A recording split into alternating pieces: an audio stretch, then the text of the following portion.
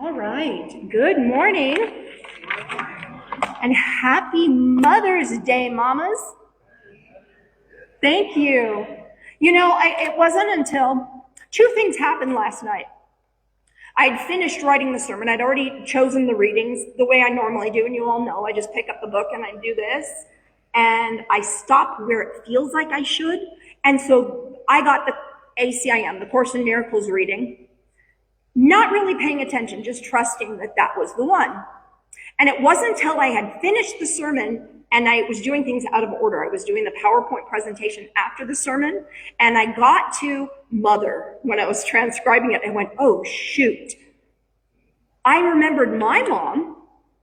Did I remember everybody else? No, I did not. So Amalia, I go to Mike, and I said, sweetheart, I messed up. I didn't get anything for the mothers.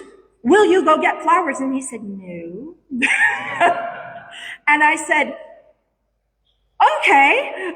So I went I sit at the dining room table. That is my desk, the very cluttered dining room table now, because my bookshelves are full.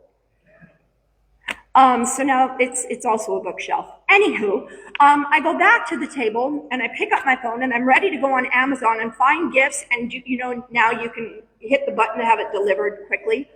Well, I was gonna do that, and I open my phone and I look, and there's Amalia's text. She says, is there anything special you need for tomorrow? And I was like, yes, there is. So moms and others who have been a strong maternal loving presence in the life of someone in need. You may have noticed my post this morning on Facebook. Did you see it? Anyone who's been a maternal force in someone's life. So thank you for echoing that. We were on the same page. Yeah, I didn't see your post until after I posted mine. So isn't that cool? that's how it works. This is what we do.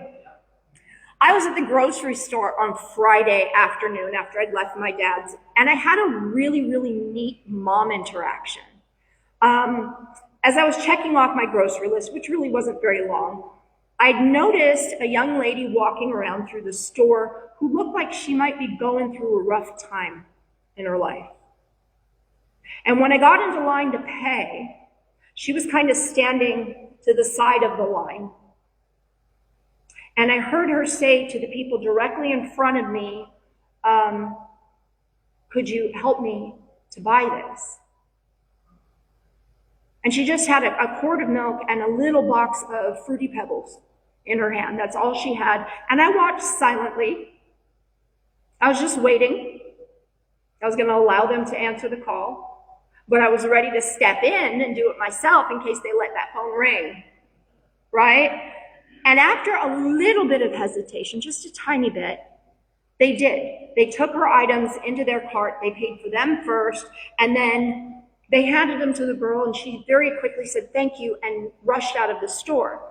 And they kind of were doing their own thing to the side. And when they turned enough that I could get their attention, I said, thank you for being kind. Because I think it's important to acknowledge that. Thank you for being kind. And they smiled, and the woman turned to me and said, very pointedly and very sincerely, Happy Mother's Day. Are you a mother? I said, yes. I have 3 boys. And she says, I have you beat. I have 4. This is my youngest.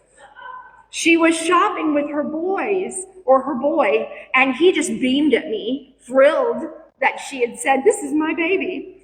And it was just lovely. She extended the same to the cashier. Happy Mother's Day. Are you a mom? She says, yes. How many do you have? She said, I have 1, a girl, 1 and done, she said. And she said, oh, how old?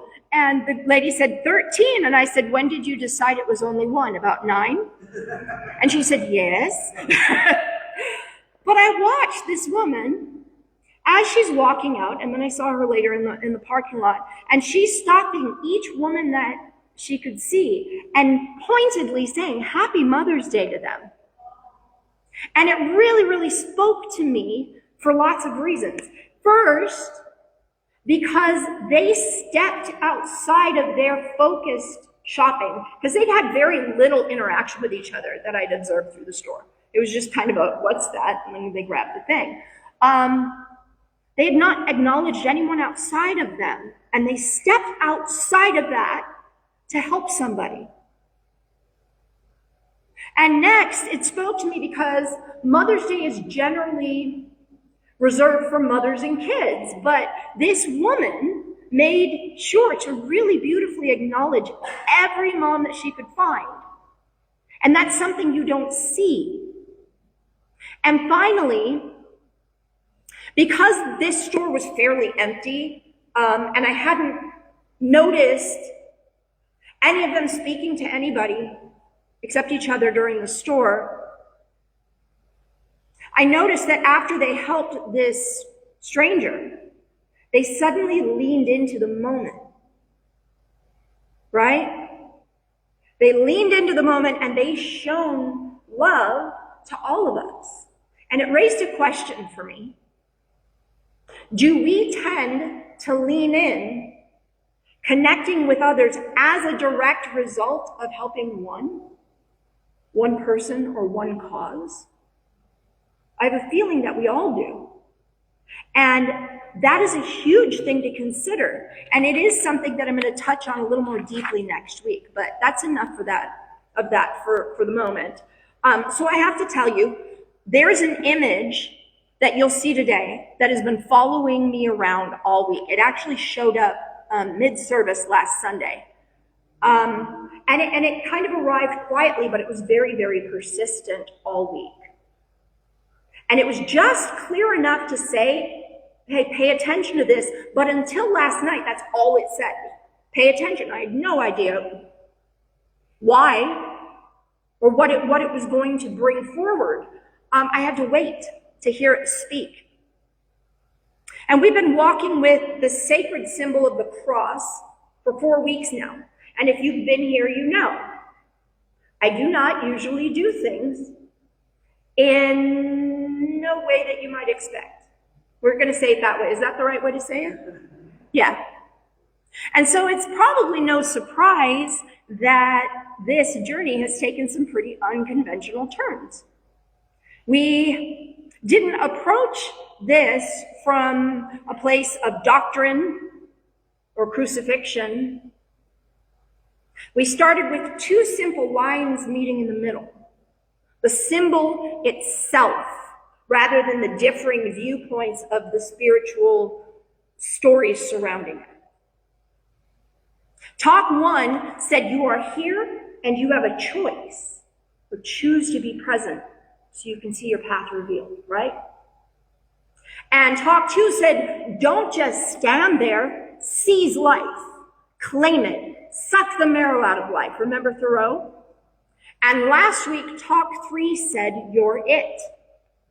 You're the source. You are the one who can see walls as bridges and invite people in where others may not. The one who can unify people who seem bent on separation. And you see that a lot, right? So today for Talk 4, we're going further out.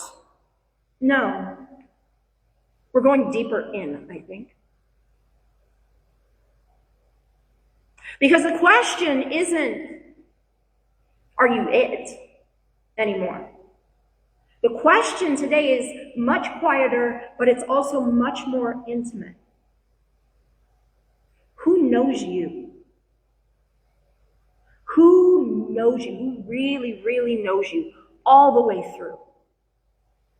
I would wager a guess, and I'm only going to gently and briefly touch on this, but I am fairly confident that even you don't actually know yourself. Few people really do. And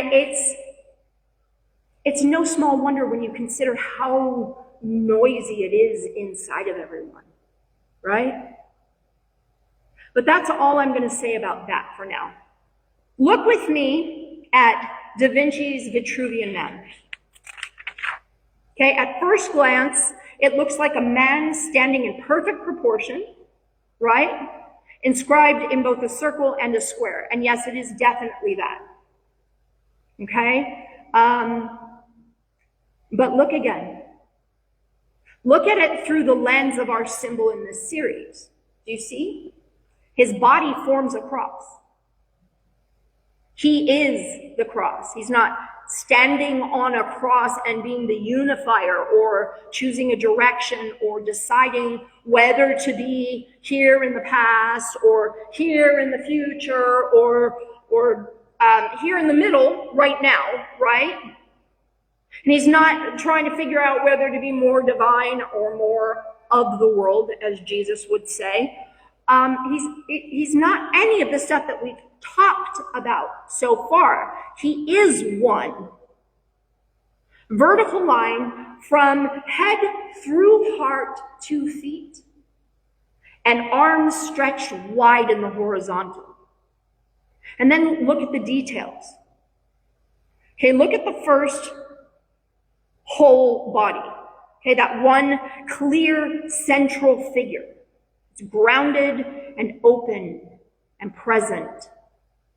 And surrounding it are these slightly fainter, ghostly limbs, right? Reaching, trying, adjusting, searching, multiple positions all at once, arms up and arms out, legs together, legs spread. And for our purposes today, this image is not just art composed by a brilliant man named Leonardo, not to be confused with a similarly named turtle of the martial arts variety. Now today, this image represents us. Those kind of ghostly extra limbs are the beautiful, exhausting human dance. It's the constant commenter in our heads. The one that's sorting everything and judging everything and mimicking and projecting the costumes that we wear, right? You know, those things that we hold as our identity, whether we speak them aloud or demonstrate them or just silently believe them. And maybe some of these will remind you of some that you've worn or of stuff in your loved ones' wardrobes. How about oppressor or victim? Villain or hero? Important or unseen? Brave or cowardly? Not enough. Too much. Included. Exiled. Those extra limbs represent all of that noise in our heads that shouts so loudly and spins so constantly that we don't even notice anymore. It's just how our lives operate, right? The tiredness. Not just the physical, but existential. That tiredness of perpetually trying to show the world the right version of ourselves. And because of it, never truly aware of what the world is doing at any moment. I had one of those moments last Sunday. It was just one of those ordinary human moments. If you were here before the service, you saw me running around frantically trying to cover bases, and it showed, right? I was trying to let you in on why I was all over the place. I was trying to remove voices from audio recording so that we could have performance tracks. It wasn't working at home, so I was trying to do it here in the small window of time that I had. I was trying to get the calendar of events, which I print at home, into the programs. I was trying to rehearse with the choir, and get all the pieces of the service in order before everyone arrived. And I was feeling woefully behind. And somewhere along the way, my favorite pair of wedges broke, right? I knew that you would, I knew I would get some reinforcement in that. They did. The whole bottom came off, and they're sitting in my office. They should have come home to get repaired. But I lost myself in a very rare state. I was in a frantic state of trying to meet expectations. Whose expectations? My own. I'm the one who was putting pressure on myself to perform, but I didn't see it in the moment. I was functioning, not living. And then Reverend Paul, who sees me very clearly, he came to me and he put his hands on my shoulders and he said, breathe. And that's it.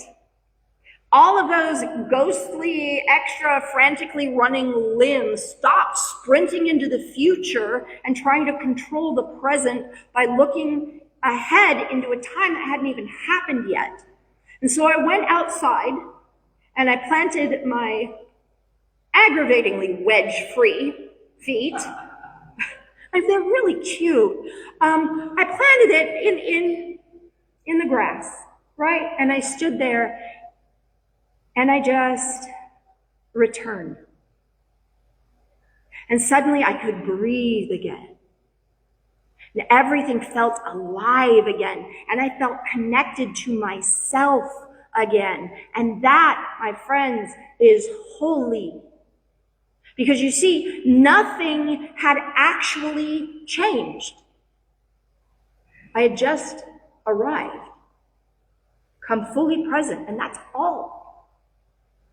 But while writing all of that out and replaying all of the ways that I believed I had to put all the pieces in order for the Sunday presentation, I realized a perfect way to describe how it works metaphorically.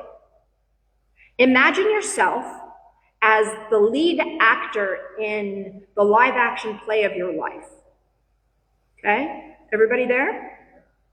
Now let me ask you, are you able to sift through and choose an outfit from your vast closet of costumes and be on the stage of life dancing at the same time? No. While we are busy choosing our camouflage, watch it, Missy. While we are busy choosing our camouflage, we're not living. So the question becomes, how often are we living and how often are we just getting dressed for it? Be with that for a minute, because that's something to consider. But there's another way of looking at this part of the image. Those same extra limbs also represent the record of a life fully expressed. Arms wide open to embrace whatever comes, but with a kind of peripheral awareness of past and future movements. But that real living part, fully rooted in the center, in the present moment, right? And right now, we are being invited to stand in the bold body, that central figure. So let's begin at the top, okay?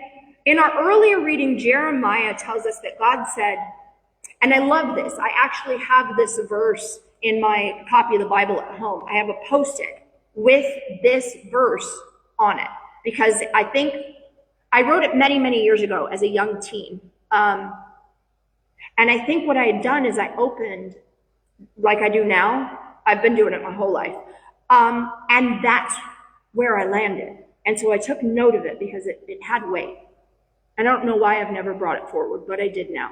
And he says, God said, before I formed you in the belly, I knew you. Before you came out of the womb, I sanctified you. The knowing came before the forming, before the noise and before the costumes, before any of those extra limbs started reaching and running. And Jeremiah's response to that was really, really relatable. He said, but I'm just a child. I don't know enough. I'm not ready. And we might say something like, but I don't know if I'm as special as you think I am. You can thank your ego for this kind of thinking. The ego lives in the head. Its favorite game is asking, which version of me is the real one? And it will chase those ghostly limbs of context and past and future for a whole lifetime, trying to answer that question. And it'll even project extra limbs on others and hold them up to us saying, see, you don't want to be like them, right? You don't want them to think that you don't belong, right? Or see, they're out to get you, right? Or any of the millions of other narratives that the ego uses to keep us in line. And we listen. Ugh. But the real knowing, the recognition of our actual factual truth, it isn't something that we achieve. It was given before we could even ask the question. Who knows? The one who knew you before you arrived. The one who has been there since before you heard ego's first whisper. The one who named you beloved and meant it. Now we come to the center, right? Where two lines meet. And this is where it gets tender. Because your heart is the most vulnerable place in you and the strongest. It is where your thoughts become feelings and where the human compass meets that godlike surge.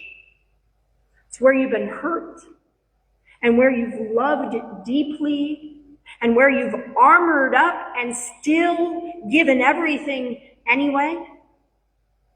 Some of you are carrying exhaustion in the heart. Some of you are hearing this and something is opening, while something else may be whispering, yeah, but you don't know what I've done. I've been chaotic for so long, and I see you. And here's the miracle from A Course in Miracles. This terrible mistake about yourself, the miracle corrects as gently as a loving mother sings her child to rest. No harsh judgment, no list of things to fix, right? Because we have one. We've written it, haven't we? It's just, sweetheart, come here, let me tell you the truth. Right? You don't have to resolve every ghostly version of yourself that you've chosen to wear. You only have to let the bold heart in the center remember what has always been true. That you are known, and you are loved, and you are already enough. When A Course in Miracles talks about a miracle, it's not a book of stories about illnesses being cured instantly or whole mountains of tragedy or literal mountains being moved out of the way in people's lives or land masses or what have you. Although its practices can lead to many of those things. But that achingly beautiful, sometimes dizzyingly confusing book, in that a miracle is a correction in perception. It is a shift from fear to love, or from ego to spirit. It can happen in an instant and be gone just as quickly, but however brief it may be, it is a moment of perfection revealed. Think about that for a minute. A moment with a correction in perception. What am I telling me about me? And what am I telling me about you? And the moment you see love as the only answer, you are in a miracle. Let that be with you for a while we move to the feet, okay? These beautiful, tired feet that have carried you through every crossroads, they stand in the world and they get dirty and they keep moving even when the head is loud and the heart is tender. And also from our earlier reading, Peter says, feed the flock, not by constraint, but willingly with your whole heart. Those feet in the picture mean something different from Peter's standpoint. That's a description of what it looks like when someone has stopped chasing all the ghost limbs of before and after, and it simply inhabits that central body, moving through the world as love, doing what needs to be done, caring for those who cry out for our attention. And that moves us into the reading from Way of the Peaceful Warrior, where Socrates reminds us happiness is the only power that counts. And you cannot attain it. It attains you. But only after you've surrendered everything else. Surrender the search. Surrender the need to get everything right. You are already exactly who and what you were always meant to be. You've just been pretending to be someone who you thought you should be. Right? Who you think you should be and who you are.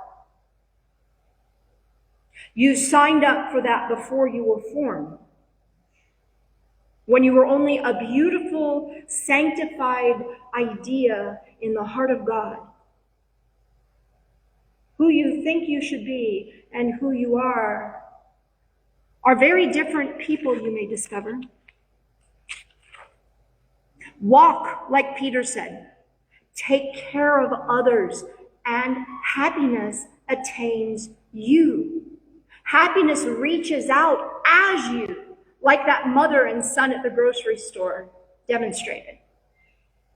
Dare, if only for just a brief few moments, to just be here fully. And here I'm going to give you something, if you'll hang out with me for a moment. I try to give you a call to action or an invitation each week. And this isn't something that was meant for today's talk. This is an invitation to discover or rediscover yourself. Okay? When you have a few quiet moments alone, all to yourself, close your eyes and think back to wherever you need to be, as far back as you need to go. A moment of play or wonder or joy that was just perfect. Okay, find that. What were you doing? What was happening in that moment? And once you've identified it, once you've seen exactly what that is, if you can, do it. Doesn't matter what it is. It could be from when you're 3 or you're 30. I know some of y'all aren't there yet. 3 or 15. We'll go there. Do the thing. Whatever it was in that perfect memory in your head, do it.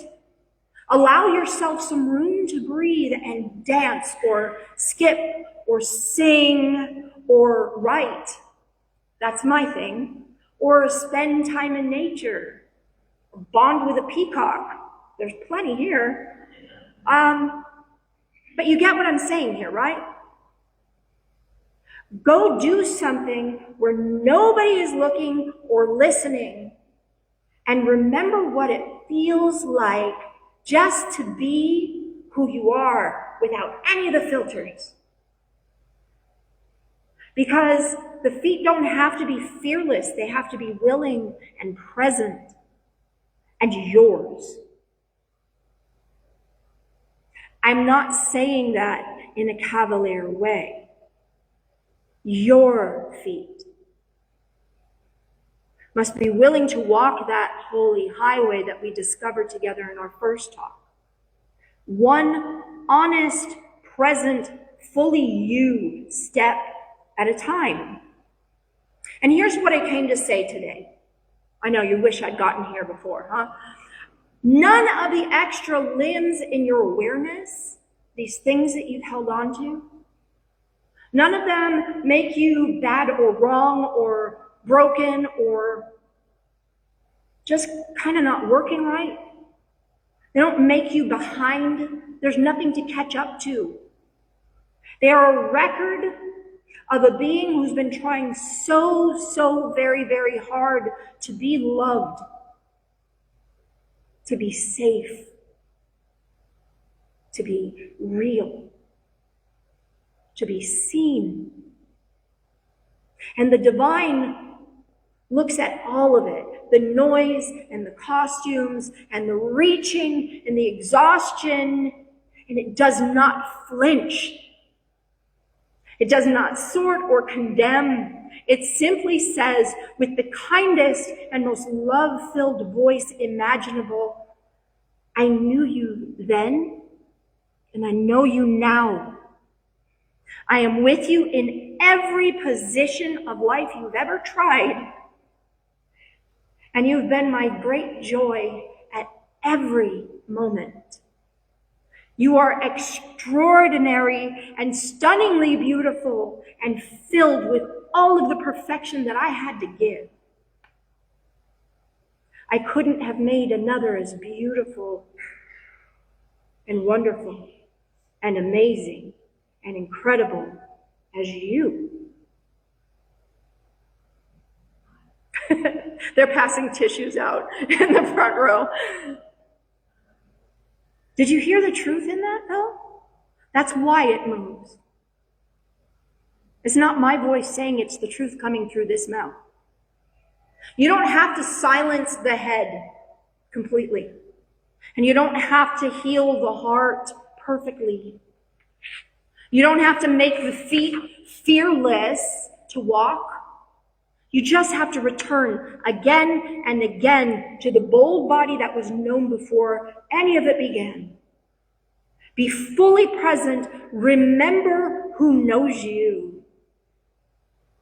And that is who you are. None of the rest of it. And sometime this week when the noise gets loud and those extra limbs start flailing like mine were last Sunday, when you feel tired of trying to get it right or to make it work, do this one simple holy thing. Place one hand on your head, one hand on your heart, and feel your feet on the ground. And breathe. And then ask very gently, who knows? And then listen. Not necessarily with your ears, although for some it may come that way. But it may also come as a quiet knowing that you suddenly realize was already there before the question. Let one small movement come from that place. One willing step, one honest breath, one full-hearted yes. That single return to that bold central body, it's enough to change everything. Beloved, you are the Vitruvian man. That was meant to show perfection. Hence the circle and the square. It's the divine ratio. You are the divine. You are a sacred cross wearing human skin and called to a holy purpose. You are known completely, tenderly, eternally by the love that dreamed you into being. The noise is real. but it is not the truth of you. The costumes are understandable, but they are not the truth of you. That bold body, head lifted, heart open, feet rounded, arms wide, that is the truth of you. And in that moment, when you stand as that, in this moment, you are known. You are loved. And yes, you're it. And so it is. Amen.